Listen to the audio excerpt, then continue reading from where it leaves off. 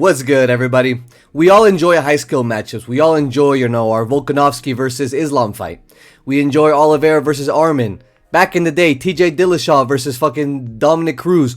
We all love these matchups. But if you could make one fight in each division where the guys would just slap the fuck out of each other, no technique, just heart and straight blockheadedness, what would you do? And that's what I've come to do today. In this video, we're going to do one matchup per division, the biggest blockheads in that division, pitting them against each other. This isn't about realism.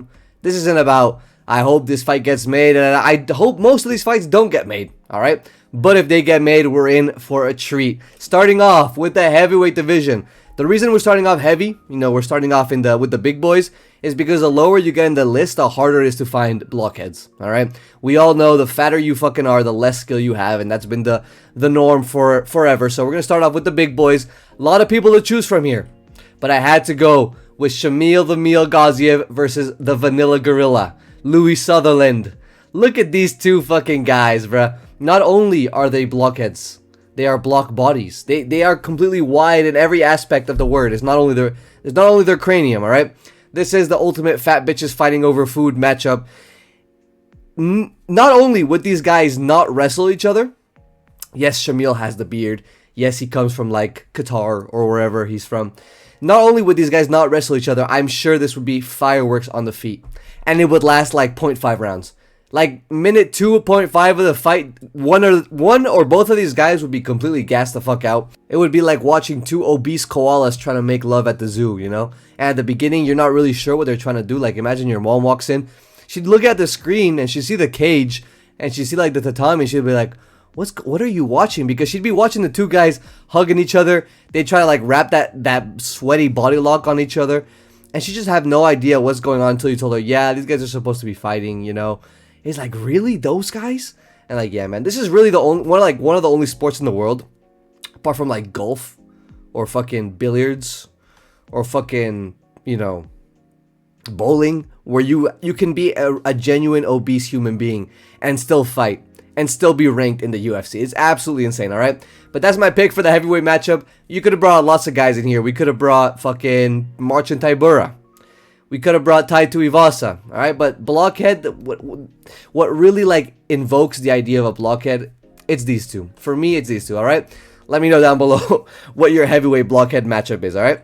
For the light heavyweight division, we got a lot of options here as well. Fight style, a genuine blockhead would be someone like Yuri Prohaska, maybe a Jan Blachowicz on the feet. But in reality, we don't want to see that shit, bro. That's too skillful. We want to see Iwo Baranowski, Polish Power versus Jamal the Blob Hill. Now, I am going on a date with a Polish girl. I don't know. I mean, it's a weird situation, bro, because I was talking to her, and I'm like, she don't really fuck with me, but then she said yes to go on a date. So I don't know, man. We going on a date, and of course, you guys know I love my Polish fighters on the channel. I'm excited. I'm gonna be dropping the whole date. She's gonna be asking me about my career. I'm gonna be talking about, I just presented my thesis yesterday. Like as of this recording, I presented my thesis yesterday. Was pretty great. But she's gonna ask me about that shit. I'm gonna be like, hold on. Let me tell you about Iwo Baranowski, bro. Let me tell you about Mateusz Gamrot. All right. Let me tell you about prime motherfucking Joanna Jędrzejczyk. All right. I don't want to hear no shit about your thesis. I don't care about your family right now. Let me tell you about these guys. All right. Polish Power, Iwo Baranowski against Jamal Hill. Now, Iwo might actually be skilled, but we have no way of knowing. He's had like 2 fights in the UFC. He just chinned both of the guys immediately. In that fight with Ibo Aslam, they both chin each other like 4 times. But this is really just like the style, the way these guys fight would be so entertaining because we've all seen Jamal Hill's footwork.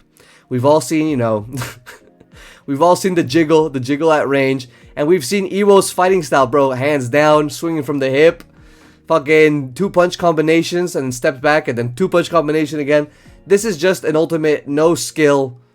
But I mean, we don't know Iwo. I'm always going to glaze my Polish guys, but we don't know with Iwo, but this would be a good blockhead matchup. Another blockhead, like we said, we could have had Yuri. Some people might argue Azama as a blockhead. In my opinion, Azama, that's my GOAT. All right, I love Azama. I would never wish the blockhead name upon him. But yeah, man, this is my pick for the light heavyweights. As for the middleweights, and here we have a face and a matchup that I would never want to see made in real life. Like the run that motherfucking Vettori would have to go on to end up fighting DDP, or the downfall that DDP would need to go on like immediately. Bro would need to lose to Usman, if that's the fight that's actually gonna happen. Lose to some random, like, fucking, I don't know, lose to Kaio. He'd need to lose to like half of the fucking division in order for him to fight Vettori. And at the same time, Vettori would need to come up, fucking win an Izzy rematch. He would need to, like, a Cannoneer fight, win another Cannoneer fight. Like, I don't know. There's no way these guys ever meet. But if they did, man, if they did, I believe the whole Blockhead origin thing, like the whole meme originated with Marvin Vettori. And that's a very fitting name. I don't think this guy's ever been dropped. He's been battered to fucking high hell. Like, this guy's been, he's received all the punches. He genuinely stops, like, we joke about Yuri stopping punches with his face. Marvin Vettori does that shit without wanting to, bro. At least Yuri seems intentional. Marvin Vettori genuinely eating, like, shit that would put all of us out cold. Putting this guy against DDP, who just will not stop coming forward and will definitely force Vettori into a dogfight. Like, the issue with Vettori, he does good in dogfights. He just doesn't want to do it. He's like, in love. He's just completely infatuated with the idea of being a technical striker. Of being a guy that, like, has better footwork than you. Has better kicks than you. Can keep you at range. Can jab you up. You're not that guy. Marvin, you're not that guy. You know what you are? You're a guy whose chin is made out of complete titanium steel. And you do great just in the pocket, bro. If Marvin Vettori, if he'd come up to me before the Izzy fight, and he told me, yo, fuck the game plan. I'm going to go in there. I'm genuinely going to put my chin down, tuck my chin, and start swinging overhands. I'd be like, yo, he low-key got a chance to win this fight, bro. He low-key might chin Izzy because I know Izzy's not chinning his ass. So in this fight against DDP would be coming forward, would be fucking trying to slime out Vettori, and Vettori would be forced into a dogfight. This is honestly one of the best. Like, the more I talk about it, the more I fall in love with this matchup. I wish there was some alternate reality where coming up, DDP would fight like I was about to say prime Marvin. Bro, Marvin's still in his prime. He's been in the UFC forever, but he's like 32, right? Am I tripping? He's still a young buck, bro. Anyway, DDP versus Marvin, excellent matchup. Excellent fight, man. Hope it never happens though, alright? In the welterweight division, we have, again, more blockheads we could choose from. Some might argue that Shavkat's a blockhead. Fuck you, bro. Shavkat ain't no blockhead. Some might argue that Michael Morales is a blockhead. I think he's too long, pause, to be a blockhead. You know, he keeps people at range too well. Two real deal blockheads in the welterweight division. Striking? There is no better blockhead matchup than fucking Belal Muhammad and Miktabek Orobai, bro. You've seen Miktabek's fight with, what's his name? Versus Mateusz Rembecki, another Polish guy. I fucking love you, brother. You've seen Belal's fight with JDM. Belal's fight with Brady. Yes, he won that by TKO. That's fucking crazy to say. Belal by TKO, right? We're going to see this weekend Belal versus Bonfim. See how that fight goes. I am picking Belal if you haven't seen my picks video. But this is just an excellent matchup. Assuming there's no grappling involved. And this actually might have no grappling. This might be like an Usman-Colby situation where they like, all right, we're not going to engage in the grappling. This guy is like dangerous. This guy could submit me. This guy can blob me. I'm not going to engage. I'm going to stay on the feet. I could see this being a matchup where both guys think that they can outstrike the other. And it might be facts, bro. Belal might genuinely box up Miktabek Orobai. I don't know. But what we do know is that they wouldn't get chinned and they would just keep swinging. Belal has a great chin. I don't think he's gotten chinned one time, right? In his career, he had a loss like before he started his run. I forget against who. He got chinned bad one time, and Miktabek again was getting really chinned against Mateusz Rembecki, and he did end up losing that fight. But still, like, this is an excellent matchup. Both of these guys' heads made of fucking solid concrete. Nothing's, bro. I don't think either of these guys are dropping each other. I don't think they'd wrestle with each other. This would be a banger matchup, and this could happen if Belal loses against Bonfim, Miktabek wins another fight. These guys, like, that could be honestly Miktabek's way into the rankings. I don't know who I'd pick. I love Miktabek Orobai. I think we all do. He's our favorite caveman. But yeah, man, excellent matchup. And where is he looking? Why is everyone else looking at the camera and this motherfucker's looking off to the side, bro? Bro spotted some buns, like fucking buns at 3 o'clock looking ass. All right. Next division, the lightweight division. Now, I'm excited to announce that we will be getting this matchup. We're getting this shit, bro. We're getting Paddy Pimblett versus Benoit Saint Denis. I prayed for times like this, bro. I was so fucking happy watching the Paddy Pimblett downfall. If you guys don't know, my first time like posting about the UFC, for real, like, was when Paddy Pimblett, or in the lead up to Paddy Pimblett versus Justin Gaethje. I knew that motherfucker was losing, bro. I knew that shit. I felt it in my bones. I've been picking against Paddy Pimblett since I got into the UFC. I picked him against Ferguson. I picked Ferguson against him. I picked Chandler against him. I picked Bobby Green. I'm like, this fucking guy is not good. And the thing with Pimblett, every time I talk about this guy, every time he comes on my screen, I feel like I have to go on this rant.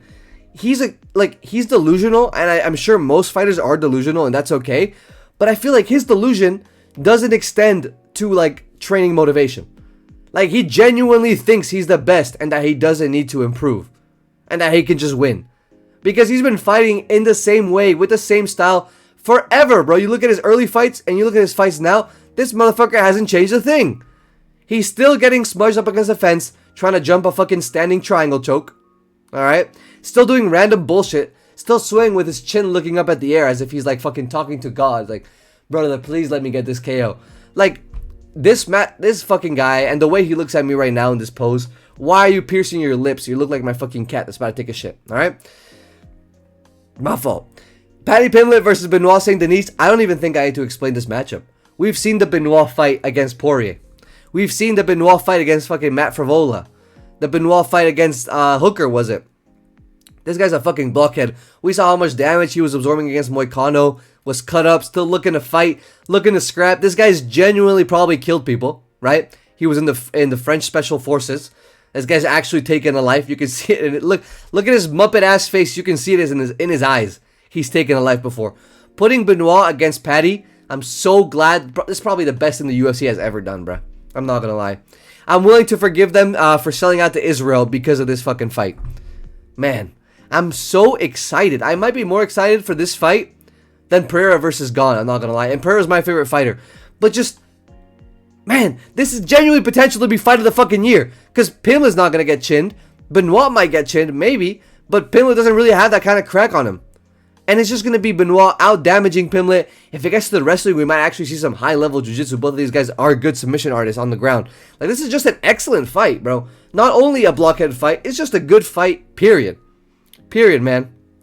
Crazy. Fucking love this fight, alright? So glad we're getting it. Now, getting into the lighter weight class, it's a bit harder to find a blockhead, you know, to find people that aren't as skilled. But we do have Diego Lopez coming to the rescue. Again, another fight which would have to have a lot wrong, or right, I guess, going for these guys to fight. Because in what world does fucking Josh Emmett fight Diego Lopez, bro?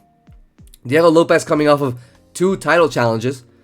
And Josh Emmett coming off of a loss to fucking Youssef Zalal. I think he got armbarred, right? It's just that this is really like... It's probably one of the ones on this list that you can't really qualify as much as a blockhead, because this is not really the biggest blockhead fight as it is the biggest like nuclear option fight. This is genuinely like 2 Derek Lewises fighting each other. They are blockheads in the way of their head shape, obviously. You know, some may say that Josh Emmett's shaped more like a gremlin at a Skyrim, but Diego Lopez genuinely has the fucking rectangular head shape. So yeah, man, I think this fight combined with these guys both not really wanting to take things to the ground. Yes, Diego has good takedowns and he has, you know, good jiu-jitsu, whatever. But that combined with their power, their confidence on the feet, this would just be, for however long it lasted, this would be an excellent fight. One of these guys is definitely getting chin, bro. If you guys sports bet and this fight is ever made, you gotta bet on the under for the rounds. You gotta bet on this fight to finish early, because there's no fucking way this goes anywhere past the first round, honestly. All right? Next fight for the Bantamweight division. There's one blockhead that comes to mind, and I really had to dig for the other one. But I looked at the rankings and I realized Merab Dvalishvili versus Song Yadong is a blockhead matchup that can honestly be made in like 1 or 2 fights. This is one. Up there with the Paddy Pimblett BSD. Up there with the fucking... What other fights do we have? I don't know. But this is one of those fights that could be made, bro. Life is Roblox, like DJ Khaled said. These guys are Roblox head shape. They are fucking... just like put their head down and swing on the feet. Of course, this is again one of these fights where we have to specify that it would probably not involve that much grappling. Alright, like for the hypothetical, we wouldn't have that much grappling, because in reality, Merab would shoot.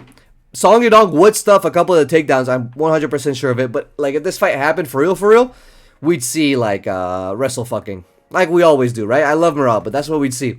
However, if these guys were to just strike, bro, we've seen this striking versus O'Malley. We've seen this striking versus fucking Petr Yan in the 2 fights. And Song Yudong, we saw how he did against O'Malley as well. We've seen how he did against, who was it? Did he also fight Petr? Davidson, right?